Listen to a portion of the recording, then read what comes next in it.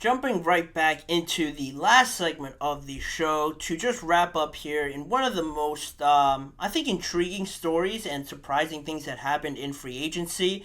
Certainly for me, because I am a Steelers fan, and when I got this news, I was one, very excited. I was freaking out that Patrick Queen decided to join the Steelers from the Ravens, especially, but just because, why this sort of happened, that was really the biggest question. But at that moment, I didn't really care why he joined. The fact that he was on the Steelers really made me excited for how much he can contribute. But, he signed officially on a 3-year, $41 million deal there with the Pittsburgh Steelers. And what's interesting about this deal and how it plays into the reasoning why he signed is because only really the first year of his 3-year contract is guaranteed. So in his first year, that $13.84 million salary is fully guaranteed once he's signed. But then there are no guaranteed amount of money beyond the 2024 season. Instead, there are roster bonuses really that just happen throughout 2025 and 2026. There's one early one, a $6.67 million roster bonus in 2025, and then there's another one potentially in 2026. That's about $2.5 million as well. So no guarantees beyond 2024. So it is, you might be thinking, a bit confusing why Patrick Queen would sign for the Steelers. One, because there are no guarantees, and he's still only 24 years old, where you'd think you want these guarantees to ensure that you not only are just not playing for anything, producing at the level that he has produced. You'd want to obviously get compensated for that, but in terms of any injuries and stuff like that, you want to make sure you have the money there to get paid and not really have an injury derail everything for you. So that's some of the questions that pop up in this deal and why Patrick Queen decided to sign for the Steelers. Well, he was having an interview recently with Steelers DB, and he provided a little bit more context on why he decided to sign with the Steelers and this sort of contract. And he basically said, from all the 15 teams that I was talking to, it came down to like 5 at the end. It was just like 5 teams in the mix. Some of them were offering some $17 million per year. After that, it was like, I have a chance to either go win or I have a chance to get paid.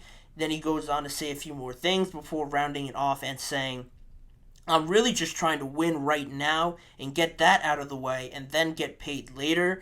Queen said that the main difference between some of these contracts was about $4 to $5 million, and he didn't want to be part of a rebuild as well. So he has never been on a losing team. Obviously, with the Ravens, been very successful in these last few years or since he's been in the NFL. So being accustomed to winning, been used to winning from his time in LSU as well, a very successful time period there. He's known nothing else but winning, quite honestly. He has been very successful, and he is a good player that has contributed a lot to a lot of these winnings in the NFL and in college. So that just makes sense. He wants to continue that. He doesn't want to be part of a massive rebuild and not compete for the AFC like he has been accustomed to. And especially going from Baltimore to Pittsburgh with little guarantees, I should say. It must have been some,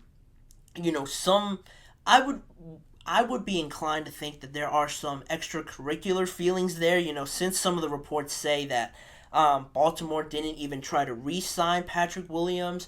Could there have been some bitterness there? Maybe.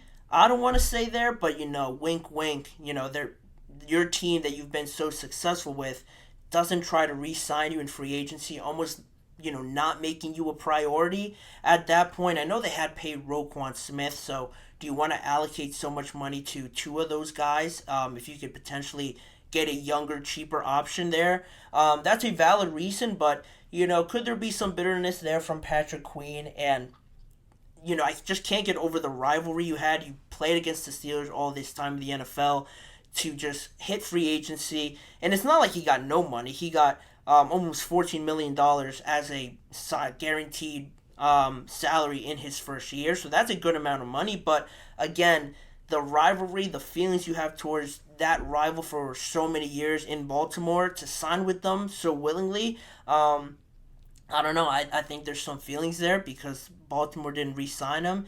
he kept saying at some of his introductory press conferences that people are painting him out to be the villain and that he couldn't wait to assume that role and be that villain with the Pittsburgh Steelers. So, I'm not complaining. I'm certainly not upset about it. Pittsburgh now have a great player at each level of their defense. Cam Hayward, Keanu Benton, Alex Highsmith, TJ Watt on that defensive line, Patrick Queen now at that off-ball linebacker position, as well as Elandon Roberts as well. Then in the secondary, you have Minkah Fitzpatrick, Joey Porter as your two main guys there in the secondary. So making this defense a lot more talented and a lot more balanced, I think, to compete there in that AFC North. And really, again, like I mentioned, this is essentially a one-year deal, sort of, with just a couple of team options. So if Pittsburgh, they also have some other contracts to deal with, some other extensions. If they don't feel Patrick Queen is worth it,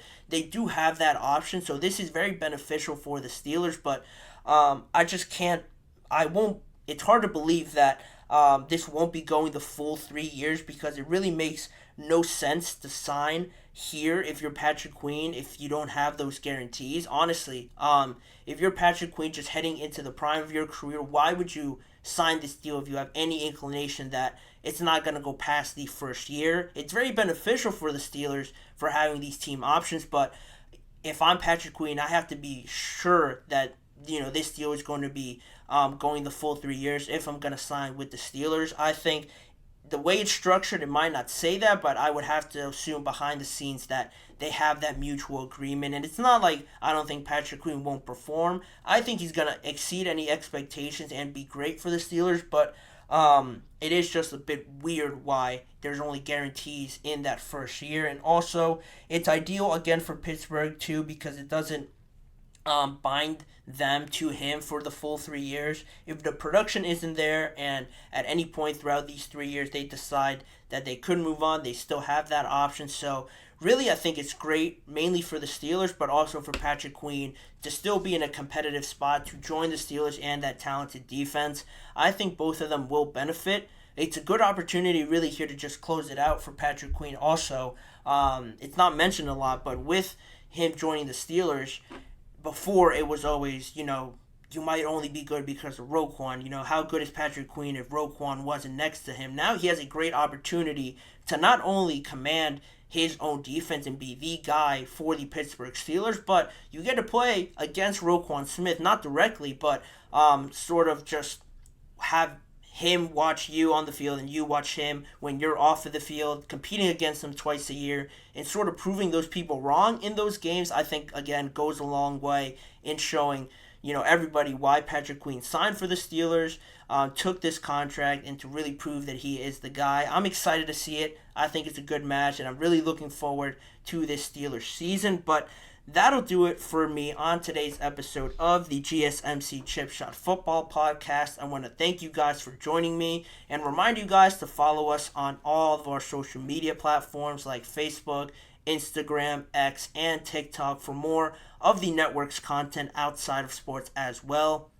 If you want to see more of me and this show, check out the GSMC Chip Shot, or the GSMC Sports Network, and the GSMC Podcast Network on YouTube for YouTube Shorts that are posted daily. All the live full shows are recorded and posted on both channels. And also, if you don't have time to watch all the full shows, there are individual segment videos for you to tune into as well to just catch up on a specific topic. And as a final reminder, tune in every weekday at 6:30 p.m. Eastern Time for more football conversations and NFL discussions with me, Manny Maradiaga, as your host. Thanking you guys for joining me today, and I hope to see you guys all back here again with me tomorrow.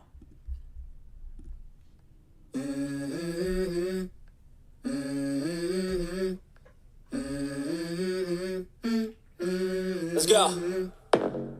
I wake up to a little bit of drool on my pillow, feel like it's gonna be a bad day. Yeah, I'm tired of shit, and the coffee ain't hit yet. Damn, ain't that great. I don't wanna go.